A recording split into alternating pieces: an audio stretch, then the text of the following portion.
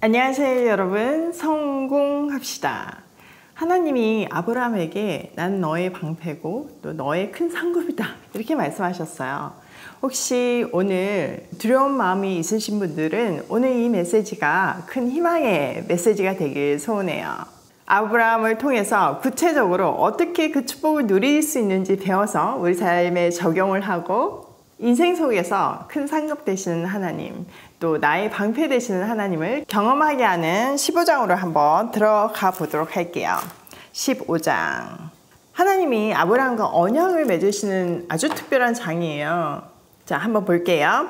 1절. 이런 일들이 일어난 뒤에 주님께서 환상 가운데 아브라함에게 말씀하셨다. 아브라함아, 두려워하지 말아라. 나는 너의 방패다. 내가 받을 보상이 매우 크다. 자, 이런 일들이 일어난 뒤에 라고 본문이 시작되죠. 무슨 일들이 일어났었나요? 네, 맞아요. 11주 이야기예요. 그런데 그 11주 이야기는 우리가 오해하고 있는 것처럼 헌금에 대한 이야기가 아니라 첫 열매로 오신 그리스도에 대한 이야기였죠. 잠깐 살펴보면요. 중동 지역의 동쪽 연합군과 서쪽 연합군이 이권 다툼으로 소위 중동 전쟁이 일어났어요. 이때 롯이 잡혀갔어요. 아브라함은 그 소식을 듣고 롯을 구하기 위해서 사병 318명을 데리고 목숨을 건 전쟁을 했죠. 근데 놀랍게 승리를 했어요. 세상적인 관점으로 현실적으로는 불가능한 일이었는데요. 하나님은 멜기세덱을 통해서 이 승리는 하나님이 주셨다는 것을 가르쳐줘요. 또 전쟁에 이겼으니까 엄청난 전리품이 있잖아요. 그것이 복이 아니라 그리스도가, 하나님 그 자체가 아브라함 인생의 복이라는 것을 알려주죠. 그것을 깨닫고 그 감격으로 드린 것이 바로 11조예요. 가진 것을 10분의 1을 드린 것이 아니라 전체를 대신하는 일을 드림으로 나머지 그 모든 것도 하나님의 뜻대로 사용하겠다는 고백이 드려진 11조인 거죠. 아브라함은 엄청난 승리 속에서 큰 감격이 있었고 또 하나님을 더 깊이 만나는 기쁨이 있었을 거예요. 그런데도 불구하고 인간이니까 마음속에 걱정을 떨쳐버릴 수가 없는 거예요. 뭐에 대한 걱정이 있었을까요? 네, 맞아요. 보복에 대한 두려움이에요. 자기 지금 이기긴 했지만 다시 자기를 잡으러 온다면 대책이 없어 보이는 거죠. 하나님은 그의 마음을 꿰뚫어 보시고 환상 가운데서 말씀하세요. 그래서 그 첫 마디가 두려워하지 말라 인 거예요. 그리고 이어서 나는 너의 방패다. 그러니까 방패는 보호하는 거잖아요. 특별히 전쟁에서 보호하는 거잖아요. 그 방패가 되어 주실 것이니까 걱정하지 말라는 거죠. 또 하나님 자체가 지극히 큰 상급이라고 말씀하세요. 하나님이 그의 보상이 되어 주시겠다는 뜻이에요. 자, 2절. 아브라함이 여쭈었다. 주 나의 하나님, 주님께서는 저에게 무엇을 주시렵니까? 저에게는 자식이 아직 없습니다. 저의 재산을 상속받을 자식이라고는 다마스쿠스 녀석 엘리에셀 뿐입니다. 하나님께서 내가 너의 큰 상급이 되어줄 거야 이렇게 얘기했더니 그제서야 아브라함이요 마음속에 막 좀 삐져있던 그것을 쓱 꺼내놔요. 그게 뭘까요? 네, 맞아요. 자식이 없는 속상함이었어요. 지금도 자식이 없으면 속상하죠. 근데 그때 당시는 하나님의 저주로 여겨졌거든요. 그러니까 지금보다 그 자식이 없다는 사실이 엄청난 큰, 게다가 아브라함은 후손을 주신다는 약속을 받은 상태잖아요. 그런데도 불구하고 10여 년이 흘렸지만 기미도 안 보이니까 드디어 폭발을 한 거죠. 자, 3절. 주님께서 저에게 자식을 주지 않으셨으니 이제 저희 집에 있는 이 종이 저의 상속자가 될 것입니다. 아브라함이 이렇게 말씀드리니, 아브라함은요 나름 대책도 세워놨어요. 처음에는 롯이 상속자가 되지 않을까 이런 생각을 했겠죠. 근데 아니었잖아요. 그러니까 그러면 이 종, 충실한 종 엘리에셀을 양자로 삼아야겠다 이렇게 생각을 한 거죠. 그때 당시는 종들이 양자가 되는 경우도 많았거든요. 자, 여기에 대한 하나님 반응. 4절. 주님께서 그에게 말씀하셨다. 그 아이는 너의 상속자가 아니다.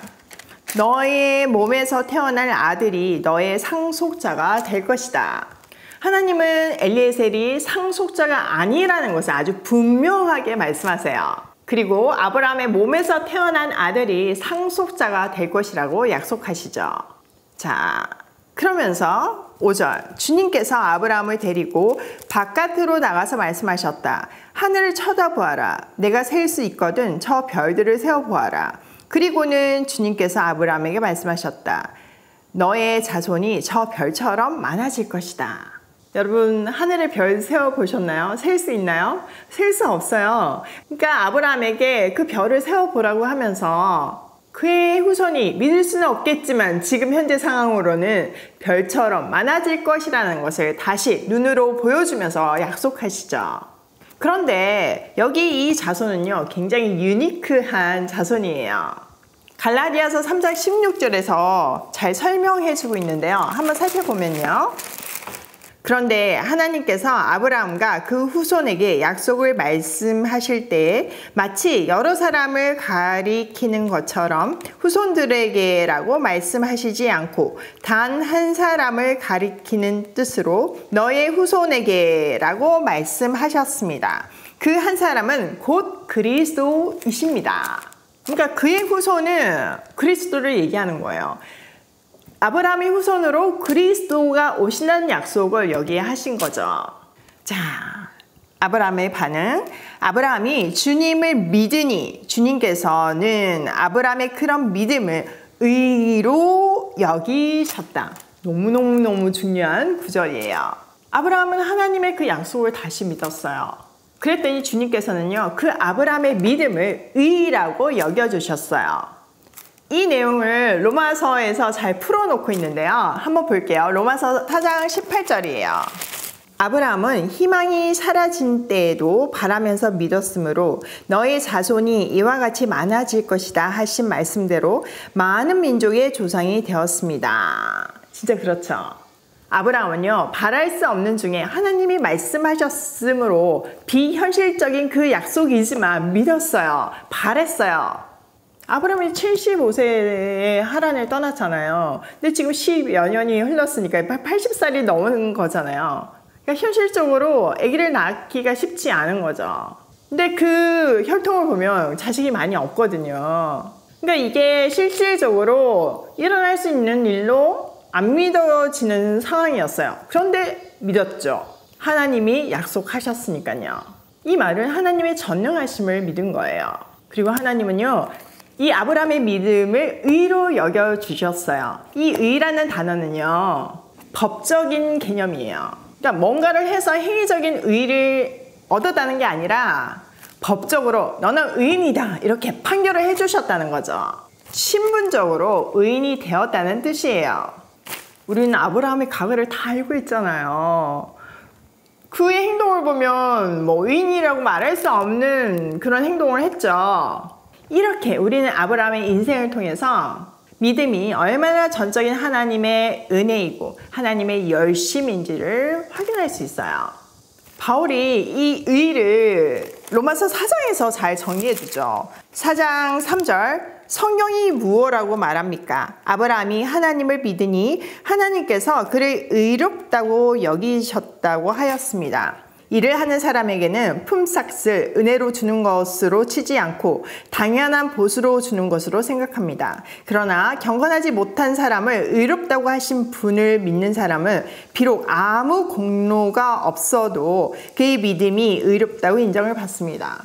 그러니까 우리가 뭐 행위가 정말 인생에 단 한 번의 제도, 생각으로 하는 그런 제도 짓지 않아야지만 구원을 받잖아요. 의인이라고 말할 수 있잖아요. 근데 그럴 사람이 아무도 없죠.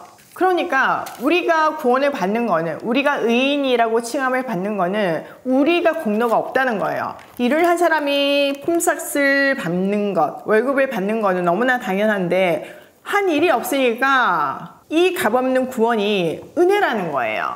그러니까 아브라함에게 붙여진 믿음의 조상이라는 타이틀은요, 그가 믿음이 너무 좋아서가 아니고요, 믿음이 얼마나 전적인 하나님의 은혜인지를 잘 보여주는 타이틀이에요. 우리는 의인이 될 자격도 구원을 받을 자격도 안 되지만 전적인 십자가의 공로로 그 죄의 값을 대신 치러줌으로 해서 우리가 그것을 믿을 때 전적인 하나님의 은혜로 구원이 이루어지는 거예요. 의인이 되는 거예요.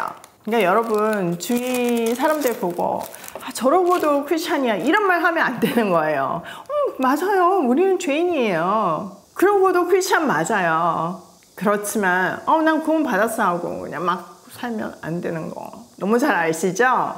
그 은혜가 너무 감사하고 감격스럽기 때문에 그 이름에 합당한 삶을 사는 것이 복된 삶이에요. 자, 오늘 내용을 우리 삶에 한번 적용을 해보면요. 첫 번째, 하나님은 우리의 방패이시자 상급이시다.